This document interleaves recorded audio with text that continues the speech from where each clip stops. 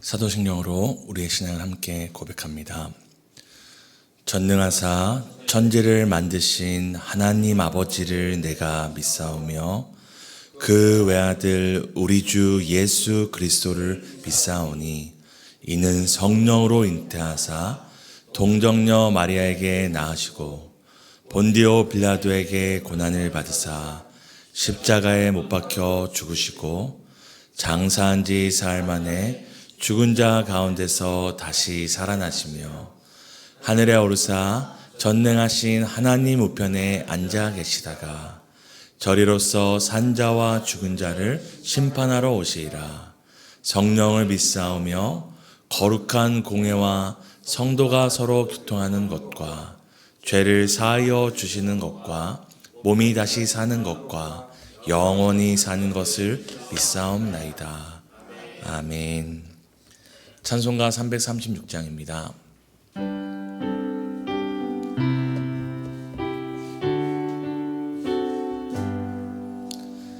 환난과 핍박 중에도 성도는 신앙 지켰네. 이 신앙 생각할 때에 기쁨이 충만하도다. 성도의 신앙 따라서 죽도록 충성하겠네. 옥중에 매인 성도나 양심은 자유 얻었네. 우리도 고난 받으면 죽어도 영광 되도다. 성도의 신앙 따라서 죽도록 충성하겠네. 성도의 신앙 본받아 원수도 사랑하겠네. 인자한 언어 행실로 이 신앙 전파하리라. 성도의 신앙 바라서 죽도록 충성하겠네. 아멘. 사도행전입니다. 신약성경 사도행전 9장 32절에서 43절 교독하시고 43절을 함께 읽도록 하겠습니다.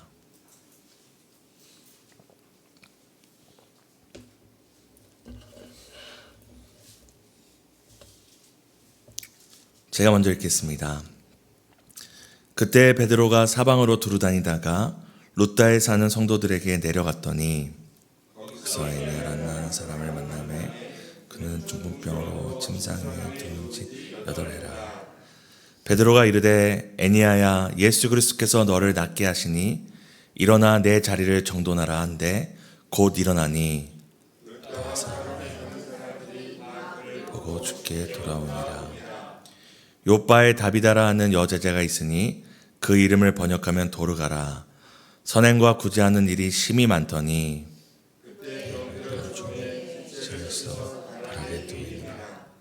룻다가 요바에서 가까운지라. 제자들이 베드로가 거기 있음을 듣고 두 사람을 보내어 지체 말고 와 달라고 간청하여 그들이 데리고 모든 과부가 베드로 곁에 서서 울며 도르가가 그들과 함께 있을 때에 진 속옷과 겉옷을 다 내보이노라. 베드로가 사람을 다 내보내고 무릎을 꿇고 기도하고 돌이켜 시체를 향하여 이르되 다비다야 일어나라 하니 그가 눈을 떠 베드로를 보고 일어나 앉는지라. 베드로가 일으키고 성도들과 가부들을 불러들여 그가 살아난 것을 보이니 온 요파 사람이 알고 많은 사람이 주를 믿더라. 베드로가 여러 날 있어 시몬이라 하는 무두장이의 집에 머무니라. 아멘. 오늘 말씀과 기도 가운데 하루를 시작하시는 우리 모든 성도님들 축복하고 환영합니다. 어제 우리가 함께 살펴봤던 것처럼 성도로 살아간다는 것, 또 그리스도인으로 주님의 몸된 교회로 살아갈 때 우리는 어려운 일을 당하게 됩니다. 그럼에도 우리가 믿음의 여정, 이 신앙의 길을 포기하지 않고 살아가는 이유는 무엇인가요? 바로 고난보다 더 큰 영광이 있고 고통보다 더 큰 기쁨이 있기 때문입니다. 그럼 교회에 그리스도인 된 우리의 영광과 기쁨은 무엇입니까? 바로 사람을 살리는 것입니다. 사람을 살리는 것이 교회의 영광이고 그리스도인 된 우리의 기쁨입니다. 교회가 사람을 살리는 영광과 기쁨이 있을 때 어떤 고난과 고통도 견뎌낼 수 있습니다.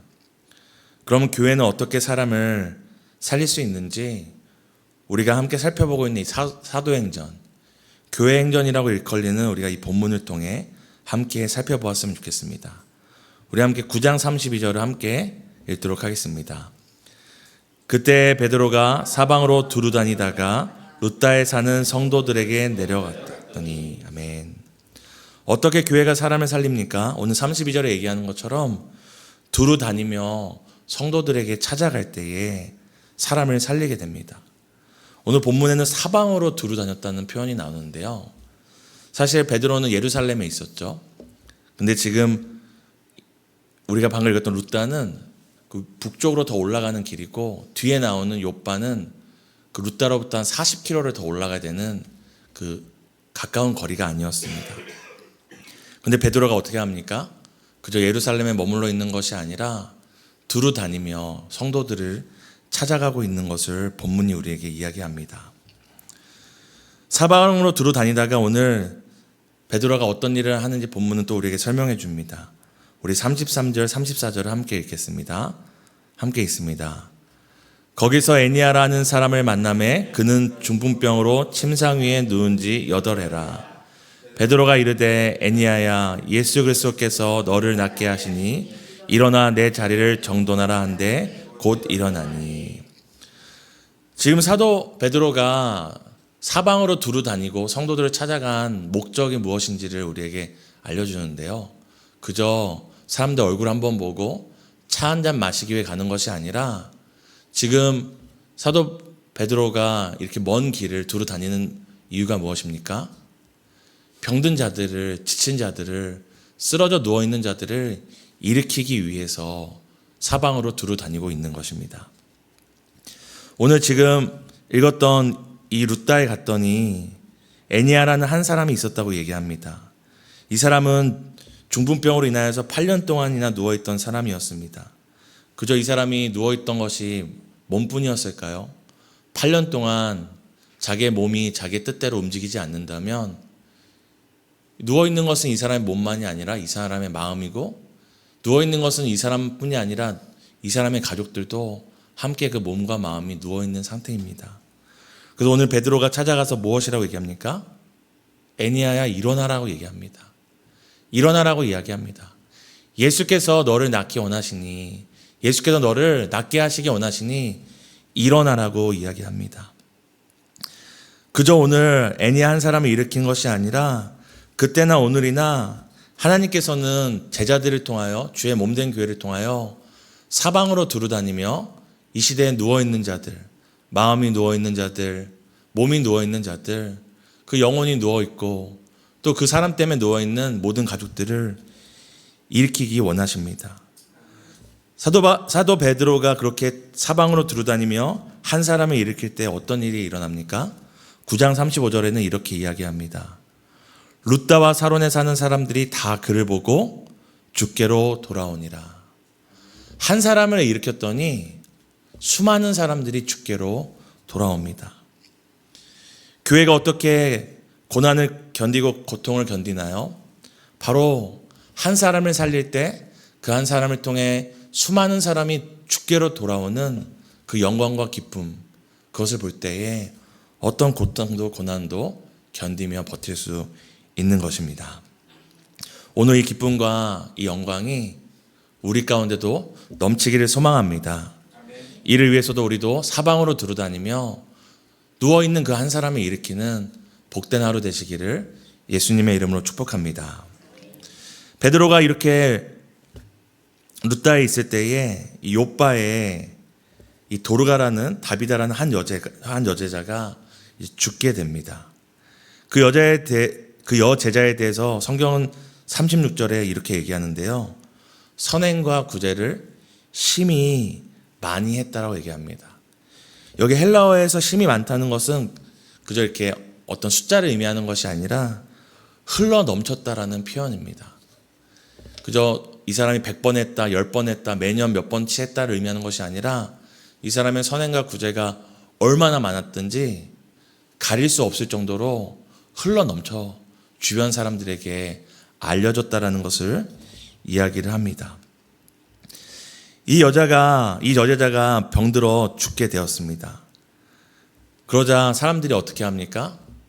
근처에 40km를, 사실 그 근처가 아니잖아요. 근데 그 당시에는 40km도 매우 가까운 거리로 생각했던 것 같습니다. 이 근처에 베드로가 있다는 이야기를 듣고 제자들이 두 사람을 보내서 베드로를 초대합니다. 죽었으니 어떻게든 해달라고 요청하는 것이죠. 그렇게 베드로가 찾아가자 수많은 사람들이 베드로에게 특이한 행동을 하는데요. 우리가 함께 9장 39절을 함께 읽도록 하겠습니다. 함께 읽겠습니다. 베드로가 일어나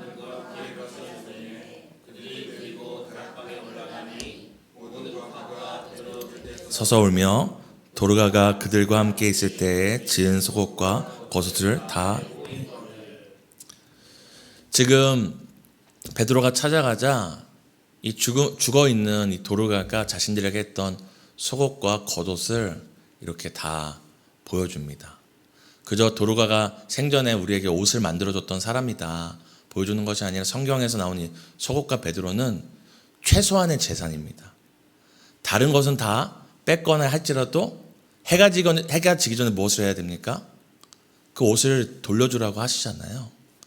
그것처럼 이 사람들은 그저 도르가가 만들어줬던 옷을 보여주는 것이 아니라 자신들이 어떤 사람들이었는지, 이 속옷과 옷조차도 누군가에게 도움을 받아서 입어야 될 만큼 유약한 자들이었음을 우리에게 알려주는 것입니다.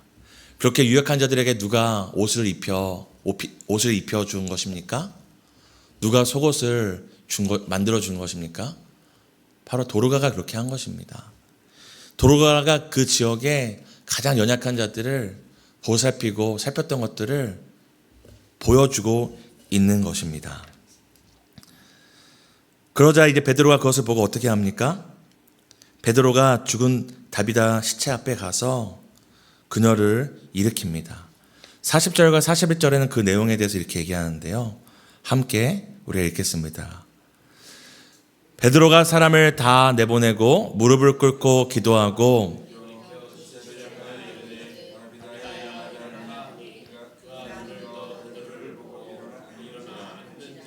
베드로가 손을 내밀어 일으키고 성도들과 과부들을 불러들여 그가 살아난 것을 보이니. 여기서 우리 한 가지 주목해야 될 단어가 있는데 바로 지금 우리가 읽었던 모든 본문에 반복적으로 나오는 단어가 있습니다. 어떤 단어가 있습니까? 일으키다, 일어나다라는 표현이 있죠. 이것이 교회가 해야 될 일인 것입니다.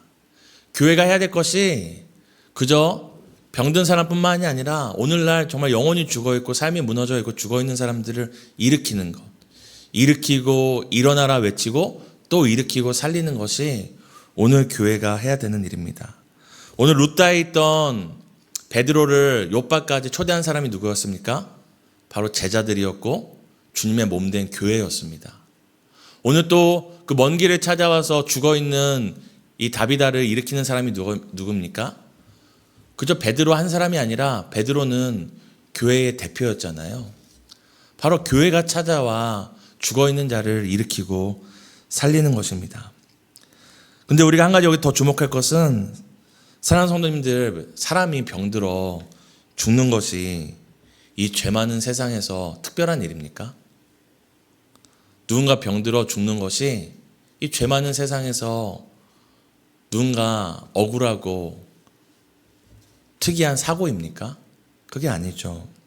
근데 우리가 여기서 한 가지 질문할 것은 이것입니다. 왜 수많은 사람들이 병들어 죽는데 이 다비다를 살리는가 하는 것이죠. 그때에도 수많은 사람들이 분명히 죽었을 것이고 병들어 죽었을 것인데 왜 하나님께서 굳이 이 교회를 통하여 베드로를 부르셔서 이 다비다를 살리는가 하는 것입니다.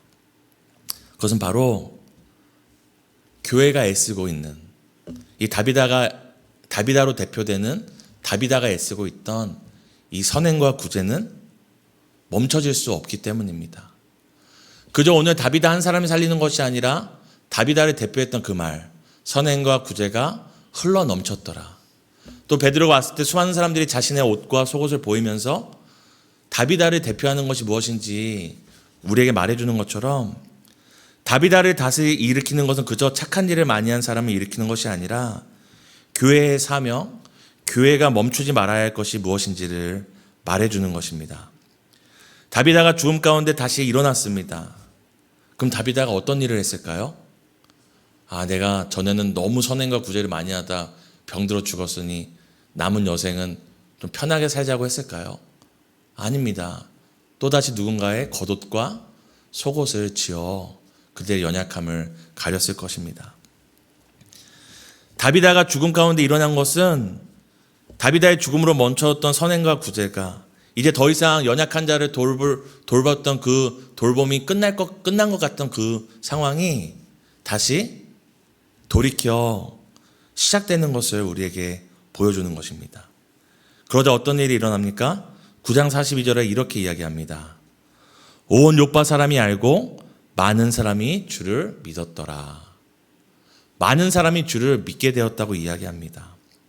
앞서 애니야의 병든 것을 고치고 일으켰더니 많은 사람이 죽게 돌아왔다고 얘기하잖아요.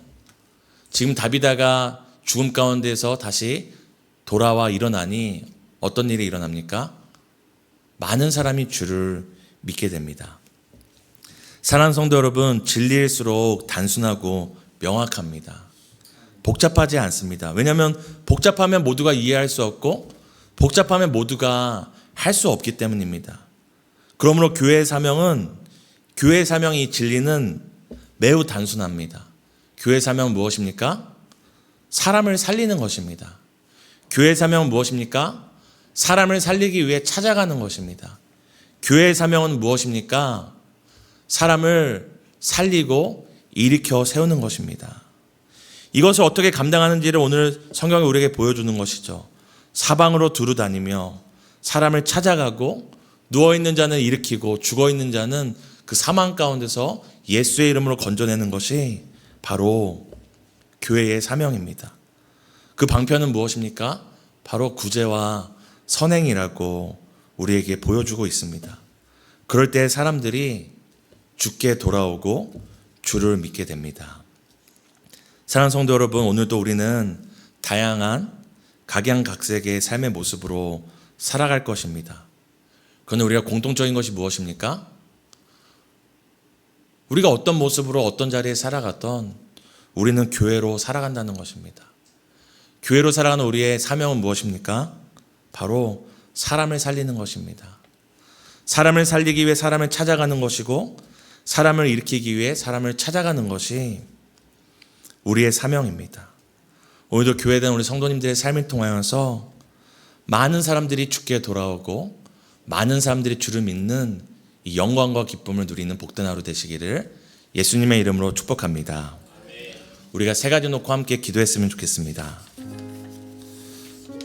첫 번째는 교회된 우리의 사명이 무엇인지를 늘 기억하며 어디에 있든지 무엇을 하든지 사람들을 일으키고 살리게 해달라고 함께 기도하시겠습니다.